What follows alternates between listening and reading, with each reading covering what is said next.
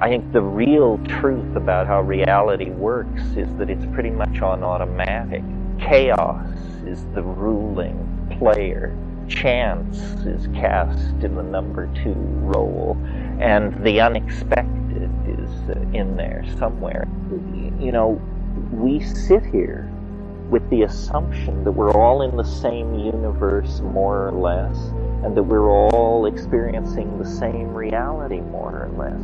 But this is just a polite fiction. I mean, if we were to go around this circle and instead of telling your name and your professional occupation, you were asked to explain how a common household device works, I think we would largely discover that if anything past the most trivial level, it just turns into elves and goblins out there.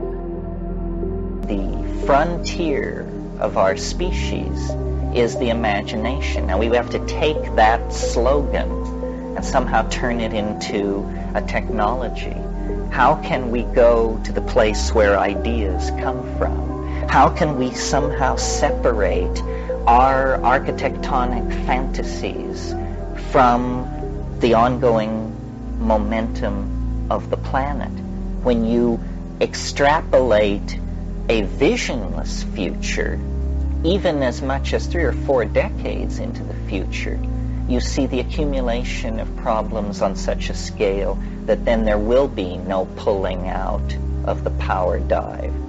But the boundary dissolution that we all can experience by submitting ourselves to the atemporal information bank of the planet, the morphogenetic fields of the planet, past, present, and future, are what are being transmitted out of the vegetable matrix and into animal life. And animal life is a kind of being lost in time, a kind of victimized state. I think information from this hyper-temporal domain beyond the end of history, a very small amount of this information tunnels backward naturally as a kind of leaky process, and that this is what shamanism and religious sensitivity and poetry and everything that characterizes our humanism is about. We are quite literally that animal that can sense the future. And being able to sense it over the past 100,000 years, we have gone in search of it. In the same way that an animal can smell water on the wind and can then go in search of water and eventually find the water hole, because of our large brain capacity, because information is a quantum mechanically expressed state in the brain, we can smell the future and have been able to do so for 50, 60,000 years. We are to life what life is to the inorganic realm. This is a real mystery, the only one I know. This is the thing that you hope exists and assume doesn't if you're a reasonable person. The doorway stands open, and all it requires is courage, which is not to say it doesn't require a lot. It does require a lot, but what it is courage. This is like a secret of some sort, and it's a true secret in that telling it does not give it away. I know this because I've been trying to tell the secret for 25 years to anyone who would listen. And it's the idea that we are making the world moment to moment. Somehow it depends on our existence. And of course, immediately following that assumption is the idea that we can change it with our mind, which brings up the moral dilemma. Then why is it so resistant, or why isn't it the way we want it to be? The universe is a puzzle. Life is a problem to be solved. It's a conundrum.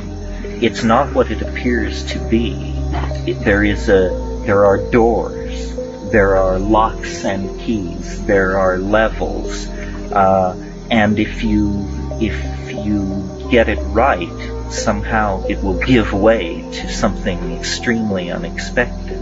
It permits magic because it says behind the laws of physics is a deeper level, and if you can reach that deeper level, you can make changes there.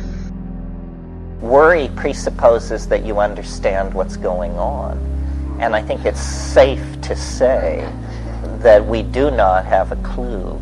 We can't even tell whether it's a happy ending or a catastrophe. We can't tell whether we're slamming into the wall of our cultural limits at 50,000 miles an hour, or we're about to go hand in hand off to the galactic center with the human soul as companion and vehicle.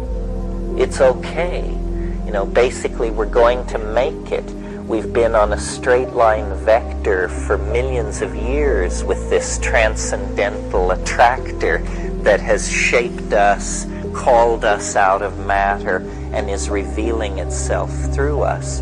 But knowing that is not permission for sitting on your can or ceasing to participate in the struggle to create a just and caring society. It does mean that you shouldn't worry, that worry is off the menu, that you don't know enough to worry.